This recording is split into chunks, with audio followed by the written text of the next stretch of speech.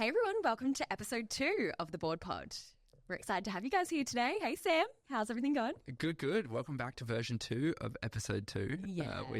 We tried to shoot one last week, and I think, I don't know, just that's a whole other episode. Like, we could just go through just that. We won't railroad today's agenda, but I'm glad to be back for episode 2, version 2. Correct. Woohoo, we're excited to get started. Yeah, it's been a big couple of weeks. I feel like we're in front of the camera more in the last 3 weeks than we have been in the last 3 years. It's true. You've started your series. I have. Yeah. That's a learning experience in itself, getting over that posting again. So that's been fun. What's been the workflow for that? Break it down for us. Give us the insight. We plan about 3 weeks ahead. We shoot, and then we have an amazing editor in our team. Jacob, he edits for us, gets our feedback, and then sends it to us, and then I'm panically posting the next day trying to get it up because it's one of those things you kind of forget to do until you have to do it. So yeah, now they're going up on, I think we've posted 2 days in a row, which is a good start. Bit early days, but I'm excited to keep going. Yeah, it's been great. And that's good. How many videos are you planning on doing? Are you just kind of continuing it as an iterative process? Until we fill the co-working space. That's the goal. The series goes until we're happy and I don't feel stressed about it. Yeah.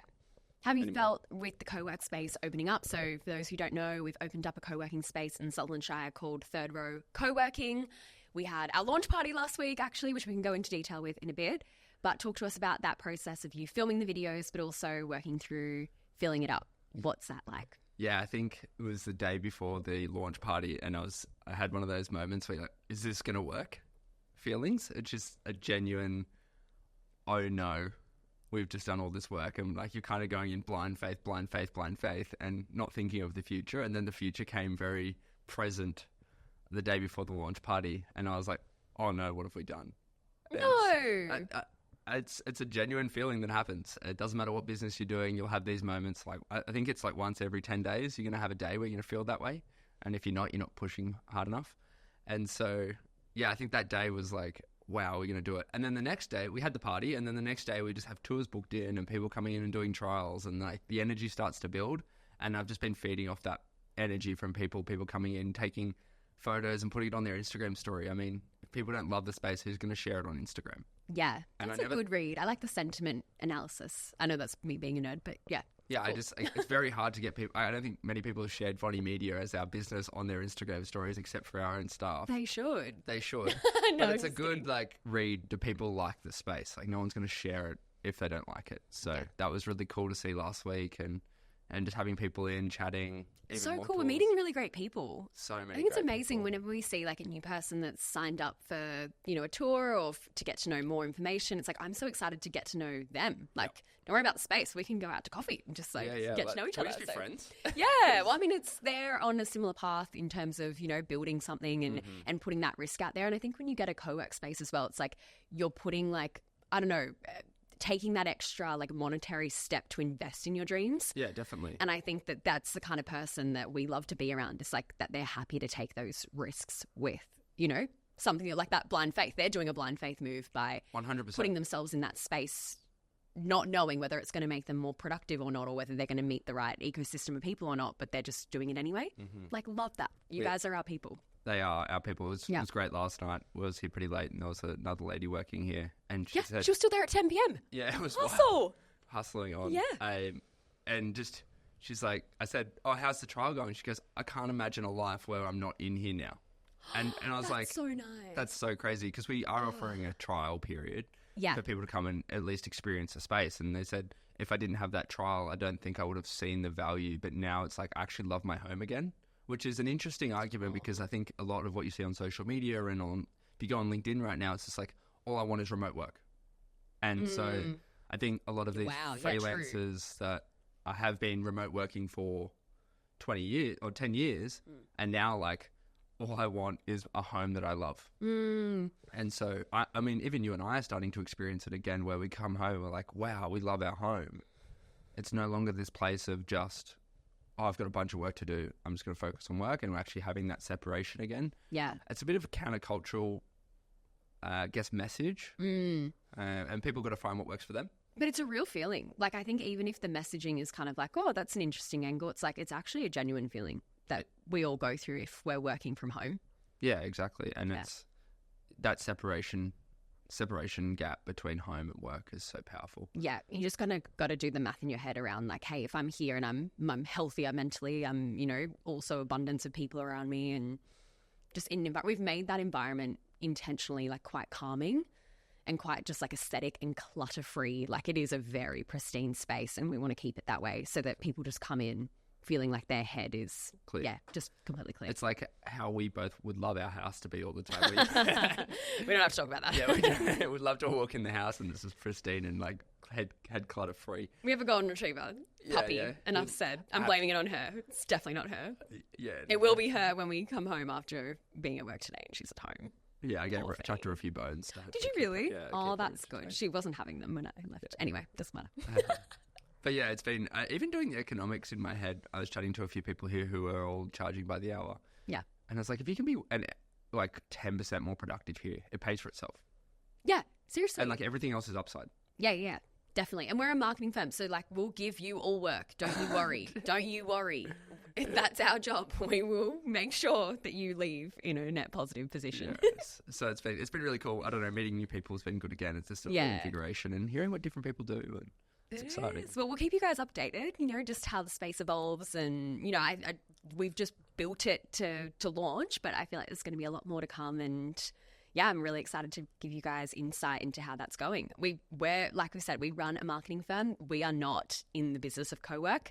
So this is definitely a new kind of can of worms, or that's probably the wrong way to describe it. Just this is new for us. New adventure. Yeah, but I'm pumped. I think it's always in my back of my head. I'm always like, just take the risks because yeah, it's like, what if I fall? But it's like, what if I fly? Like, I think you just always have to look on the optimistic side of life and take the training wheels off.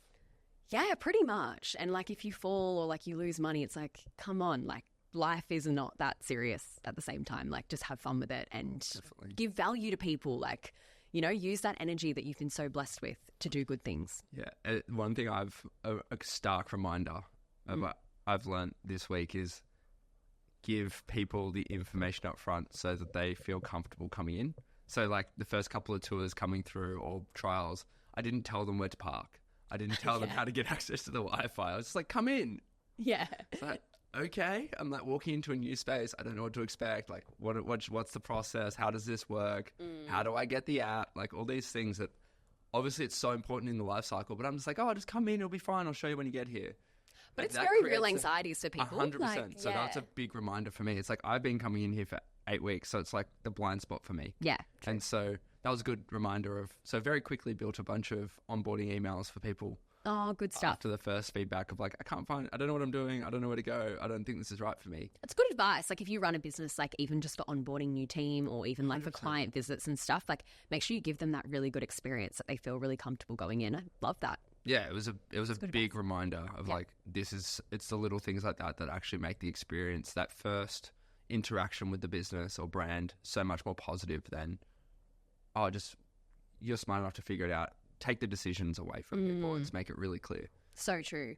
No, it's good. I've been having a lot of that lately, just like making sure onboardings for like whether we bring on new clients or if we're doing white label or if we're team, like just that first bit of moving through the tension of combining different worlds. It's like, yeah, the better that you can cut through that, like I just feel like the better the whole relationship's going to be. Yeah. So it's a really good reminder to just put attention there if you're not doing that at the moment. Yeah, I think it's something we've been through with Vonnimedia probably 3 years ago where we're like, how do we onboard our clients? Yeah. That was like a genuine question that we had. Yeah, because like, I mean, we know what our product is. We can just send them the product, but there's a whole experience that goes behind making sure that they feel not only supported, but they actually understand, because we understand, but they may not understand it. So we need to walk them through that journey. Makes better for everyone. Brings everyone up to speed again. It's anyways, let's move on topics. Awesome. So we've talked about the co-work space. Sam, maybe walk us through your life right now. I want to hear just a realistic day. We're at the end of October right now, so we're heading into our silly season. We are. It's one of those periods of the year where Von and I get to December 1st and wish the year was 11 months. And I feel like we're starting to ramp into the reason why we feel that. And so definitely. You see on social media all these business owners who get up at 4 a.m. and go to the gym, do an ice bath. We'll get onto ice baths in a second. I can't talk about ice baths. and then do a daily journal and set their intentions. Right now for us, it's like get up, get woken up by a dog, jumps on us like our dog golden retriever. But literally, I'll be like, I need to get up, and I'll like try and use my legs. She's then sitting across my legs so I can't get up, and I'm like, all right, I will get up using my body, and then she'll go jump on me there. And it's like she doesn't want me to get up, but I think the ironic thing is she does. So she's like, come play with me. She's so cute. So yeah, anyway. that's how our day starts. But yeah, keep it going. Keep the day rolling. Like 8 a.m., 9 a.m. Let's hear it. Yeah, we're definitely sleeping at the moment. And so... like we were in at 5 a.m. or 6 a.m. on Monday. Yeah, that was like... But that was probably why we're sleeping in now. I think, was it one of the previous podcasts I talked about how I treat the week like a sprint, not a marathon? Yeah. This is an exact example of this. We keep doing it. I know. It's like Monday morning, we get really excited and we're like kid running off the line, and then it gets to Thursday and we're just dying. Yeah. You know, I listened to a podcast, I think it's Amy Samalek, she runs Odd Muse, and she was saying the same. Like, she gets to Friday and she's wiped, like... completely clean. So I feel like it's just innate as a business owner to want to just set the week off strong. And you're like, this week's going to be different. Yeah. No, you really do just have that optimism about yourself, but you forget that you're yourself, like, you know, a battery. You are a battery and you've got to recharge. Anyway, so yeah, it's been a bit of a lot of late starts, but I think we're doing late nights. So it's just us making sure we are getting enough sleep. And I think we are. Like, we're getting 7-8 hours sleep, which is nice. Lots of different things going on. It's just a season. It's a season, and we need to be there for our clients. We need to make sure that everything is done to the last detail with, you know, going above and beyond. So I'm happy to, you know, put to the side friends right now. I'm still seeing them, but just like trying to say no to some, which I'm so sorry, friends, if you're listening to this, but that's why, because there's just lots going on. And just obviously just say no to other things that just take up time, really. We just got to be all in execution mode and like what the best delivery is going to be for them. I'm not just saying that, like genuinely that's our goal. That's a realistic till the end of the year. And no, it's our goal always, but just the workload, you know, quadruples if they're part of e-commerce or part of that Black Friday season, definitely. So we need to make sure that we, are equipped to support them with that. Yeah, and I think a lot of brands just realised that November was yesterday. 31st of October is the day I get phone calls back from all the people that I've been talking to for the last 3 months about Black Friday, and then they're like, oh, I can start on the 1st of November. That's a heap of time to get ready for Black Friday. I guarantee if I open my emails right now, we're filming this on the 1st of November, there'll be 15 to 20 Black Friday emails in my inbox from different brands. I can almost guarantee it. I'm already seeing ads. Seeing ads all across, like Black Friday early is here. Like, people just really want to make sure that they get their customer above others. Yeah. Just so fair enough, because the loyalty switches. Like, if you see that a particular skincare brand is doing 30 to 40% off, why wouldn't you go and try that when your usual one is at full price and not giving you that same kind of like experience when you're expecting a sale? So I get it. Like, I think everyone's going to be out of money by the time Black Friday or Cyber Monday comes around. I think like everyone's going to blow all the excess money they have in their bank accounts to spend on Christmas presents and themselves by like the 17th, 18th of November this year.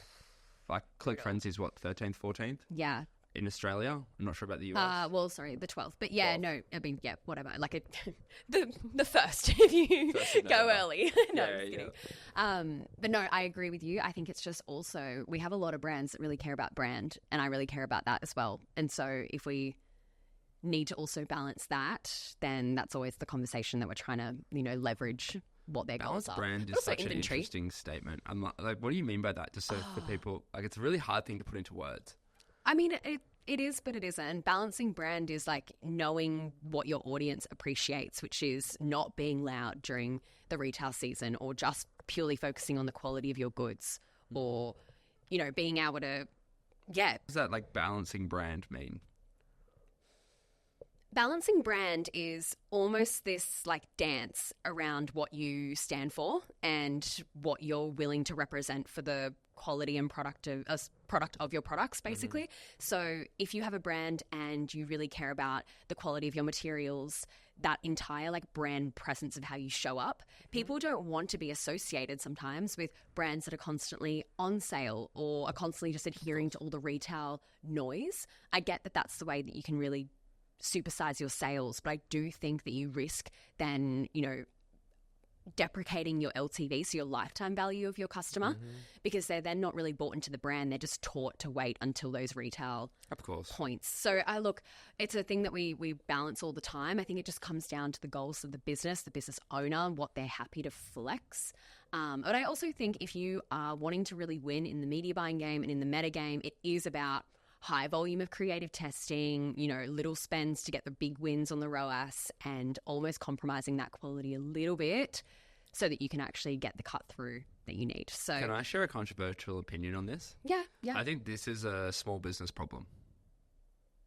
I don't see any of the larger, more successful brands not participating in these big retail calendar events. Disagree. Except in the luxury fashion.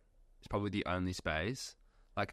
You take the Nikes, you take the Adidas, you take the... Luxury in general, by the way. It's across industry. Rebel Sports. They all participate in these events. They're marketplaces, though. Marketplaces will... Adidas and Nike are big multinational brands.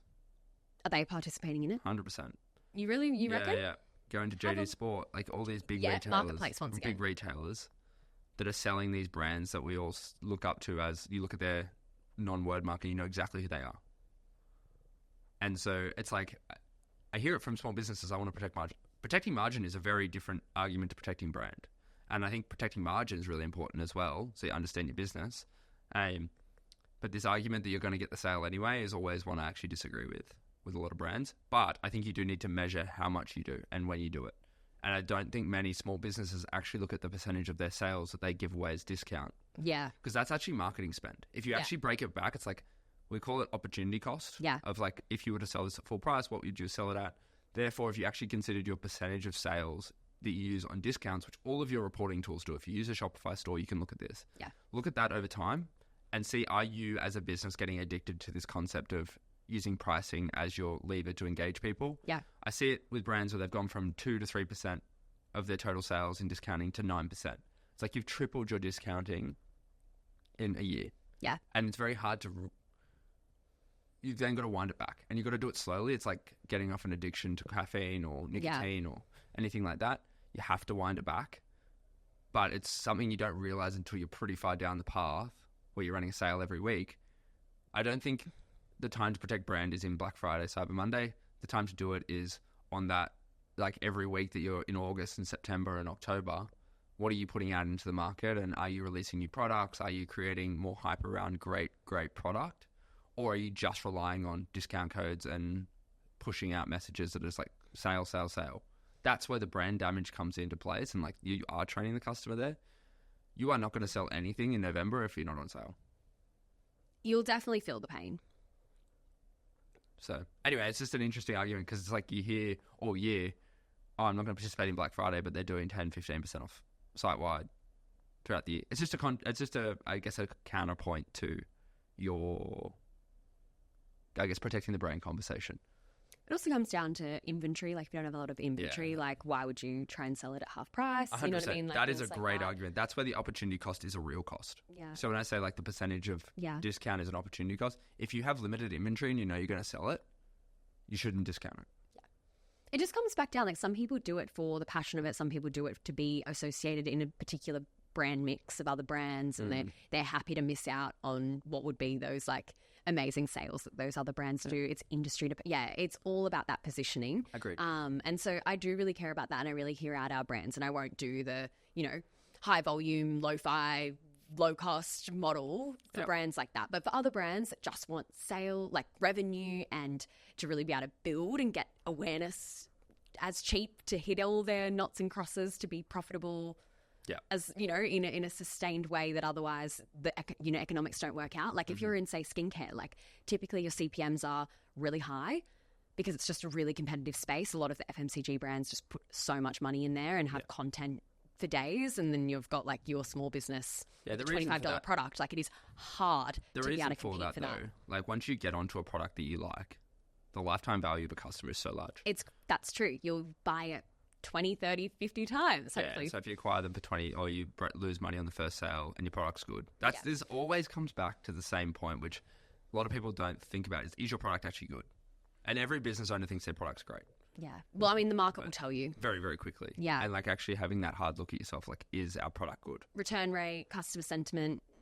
Yeah, there's a huge, I guess, like different ways that you can be able to measure that. Not all of it is with data. A lot of it is just kind of like understanding that flow in the market. But I think as well, if you're like, just as a heads up, if you do have a product that is something that's very repeatable to buy, you need to be airtight on your flows, making sure that you've got those replenishments kind of like, you know, mentioned, stocked up, SMSs, emails, reminders, like whatever you can do, push notification, whatever it takes to have them make sure that they're coming back to buy. Subscription, dream. Like if you can do that and obviously, you know, nail that game, there's so much in store for people like that.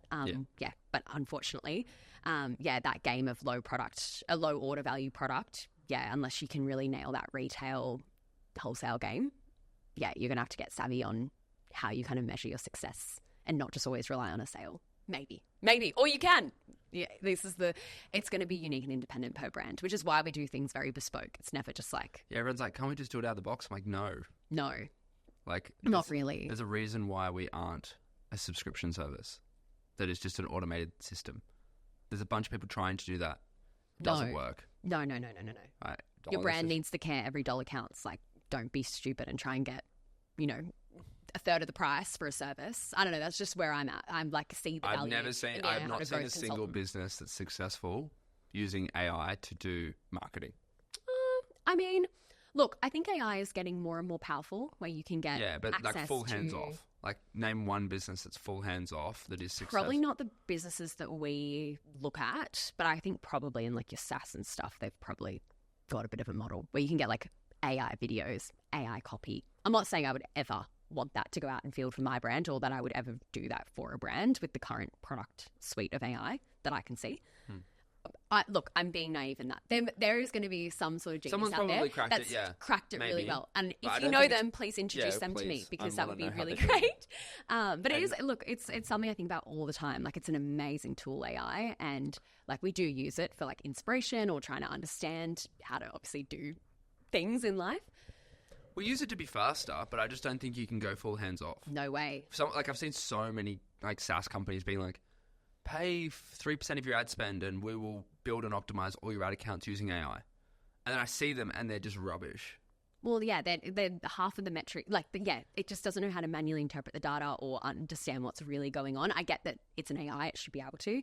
But I've put it through AI as well. And I'm like, wait, what? Why is it saying this one's a winner and this one's a loser? Like, it's actually not correct because if you look da-da-da-da-da, and then, Cool. It's not really AI yet. It's just a predictive model. It's getting there. Like we haven't actually created like general intelligence of like a human being. It's just that we know of. Yeah, that is readily available in the public. That isn't hidden behind some conspiracy door that we can't get to. But yeah, it will be. It is a tool. It is a tool. It is not going to replace everyone. Don't rely on it. Don't think it's going to instantly replace everything right now. No. No. Cool. But I do think high quality creative is in. Like I think people are seeing so much of, you know, people just kind of doing the same thing. Like the sameness is really nulling people's interest in platforms. And when you see something that's high quality, great creative, and also like they're an active participant in the marketing landscape, like they're actively posting, actively building a community, actively building engagement, like they are the people that are winning right now, is my view. And I'd also say niche experts are really having their pull now. There was a time where you would see niche experts across a variety of different industries, say on TikTok and stuff, and it was kind of like, oh, haha, like this is funny in the sense that it's just not being the content type that's the winner overall for a lot of, because it's an entertainment platform in the sense that sometimes education can be hard to be super entertaining. But I'm seeing them now having a lot of influence in terms of authority to then convert 100% brands. Yeah. I saw a really great one the other day. Who was it? It was, I think it's Sell Anything Online, and she did an advert for Nine's ads manager, like Nine, like the network, and just showed that you can run your ads on a TV slot for Love Island for $50 a day. It was an amazing ad that she did, and she did like a full slide presentation and went into it, and there was so much engagement from business owners in the comments. Thought it was such a genius ad for all parties, and I just saw that and went, wow, that nothing can beat like an authoritative leader in a space combined with like a really good like product and brand fit and good content. I was like, that's the game for 2025. No one can change my mind. Love that. I don't think that's new though. Like the expert thing is definitely new, but like good content, building a community. It's been valued more though, I think, yeah. because you've got a lot of content that's just kind of appearing the same. And I think if that's the amount of reposting that's happening, like, like there was I think 2024 and 2023, the strategy to get reach was to have multiple accounts repurpose your content and replay you in different places. I don't disagree with that still. No, neither do I. But it's like once you get a winning piece of creative, you repost it millions of times in different places with different outlets. Like that is, like we're seeing that still. It's less in Australia. Like there's not really Australian creators doing that well. No. But definitely in the US, UK, Europe, like that distribution model is really powerful. So powerful. No, I still don't think I've seen that. any good brands that have tapped into that very well. I think the hardest bit for that is like creating the creative that... It's probably existing, but maybe not in our algorithms, or like nothing that we care about is really pushing that. It's a good thought though, like definitely getting into letting other distribution channels be able to post your content is cool. You got to also maybe change it up a little bit though, because maybe TikTok suppresses the fact that it's the exact same video. Yeah, they re-edit it. Or they it, add different bits and pieces or different visual hooks on the front. Interesting. I want to go back to ice baths. Okay. Throw you back, come back to the conversation. Whoa. All right, here we are, ice baths. Do you have them, Sam? I am not an ice bath participant. However, Neither am I. Tell us why, Von.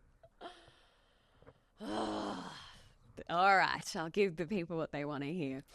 I was very fortunate enough. I went to the Gold Coast a couple of months ago for, I guess, like a conference for an event for a couple of days, and it was amazing. Like they had, brilliant speakers, lots going on, and they also had morning sessions where group 1 would go, say, to the ice bath in the morning, and then group 2 would do the PT in the morning, and then we'd swap for the second day. So I was in group 1, which meant that I was first off the bat to go have an ice bath. And I've never had an ice bath before, but I've obviously just lived on this earth. What's I've been around cold water. Von?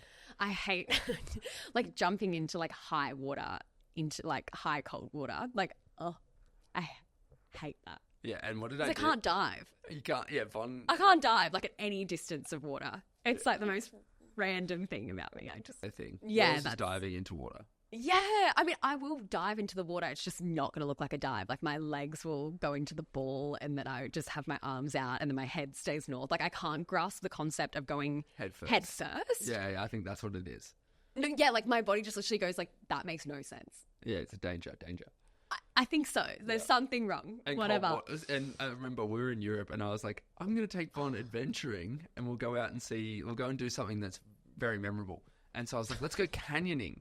And so Von's like, I don't know about this. And what this is basically going into a canyon of glacial water. So the water's 4 degrees. We're in dry suits, jumping off cliffs into water, which I didn't realize at the time, we were quite young, was your biggest fear.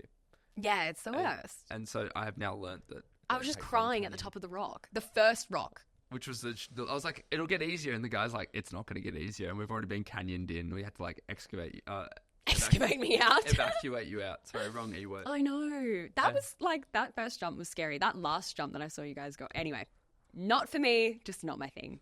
I love the beach though. Like, love. Water is not the problem. It's cold water. It's cold water specifically. And I'm not great in the cold anyway. Like, I always am a bit princessy about it.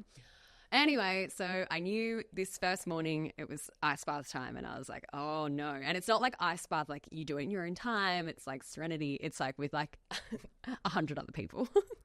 And prior to the ice bath, like people were, because they'd ask like, oh, are you going? Like, what group are you in? Whatever. And I was saying, oh, I'm this. They go, oh, you're really going to struggle because you're like, a smaller person. Like, oh, and it's your first time. Like, people were geeing me up. So I was like, okay. People are going to be watching my reaction, definitely, because I'm quite an emotive person.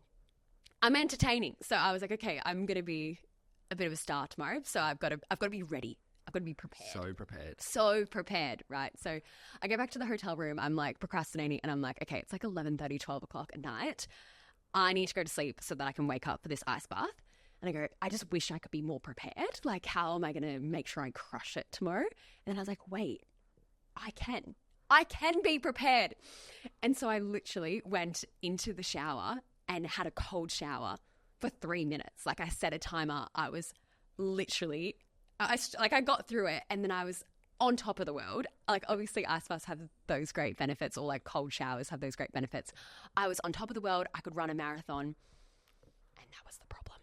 I forgot that cold showers means that you cannot sleep and that you're full of energy. I was wide awake and freezing in the hotel room, just being like, okay, I'm ready for the ice bath, but now I can't sleep. And literally my alarm went off at 5:15 and I was still awake. And I was like, I don't know what to do. And then I think because that just like did something to me and I did something else and then I fell asleep and I missed the ice bath. I didn't even go.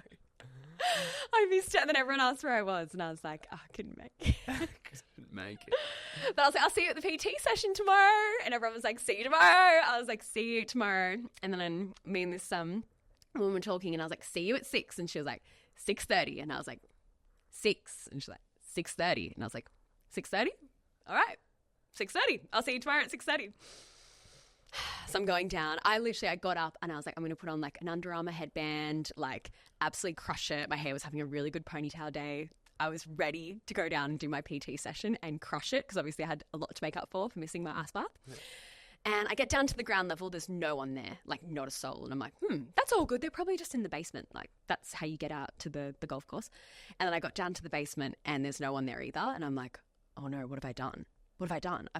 I've done everything by the book. Like, what's happened?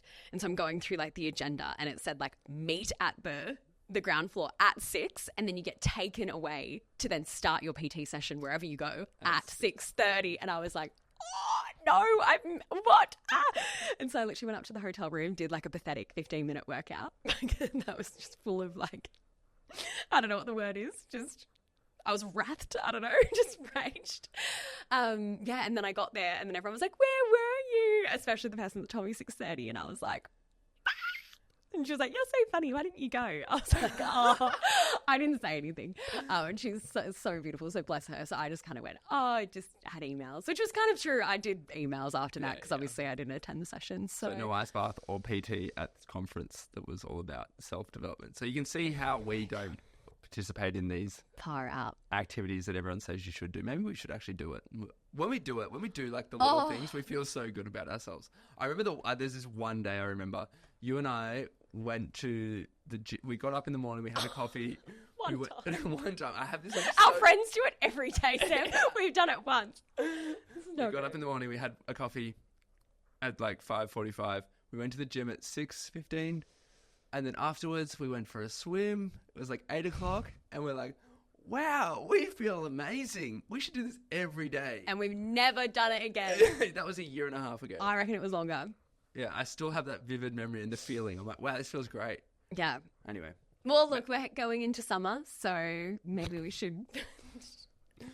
Welcome to the realistic day in the life of Von and Sam. Yeah, maybe, yeah. Let's do that on Sunday. The weather's meant to be good. Okay. Anyway, maybe we'll miss the gym part. Just go straight into the water. Anyways, guys, yeah, that's just the season we're in. I really want to crush it and be like, like a full-on like bodybuilder shredder, but yeah, it's just not the season. No. Next season. Next season. Season 3. When's that? I don't know. And what's season 2? What's season 1? We're in season 1 right now. Okay, yeah. I guess like with the podcast, yeah, it's probably this could be season 1. Yeah. So I have to wait until season 3 for me to be shredding? No, absolutely not. Okay. You get the choice. You could start today. It's true. Bless. Anyway, should we wrap it up here? I think so. Yeah, it's been a good week. We'll see you again very shortly. Thanks for tuning in. Yeah. If you haven't already, follow us on Instagram at Vonnimedia or Sam Boardman. And the Board Pod. Yeah. We're loving this. We're having a blast. And we'll see you next time. See you next week. Bye.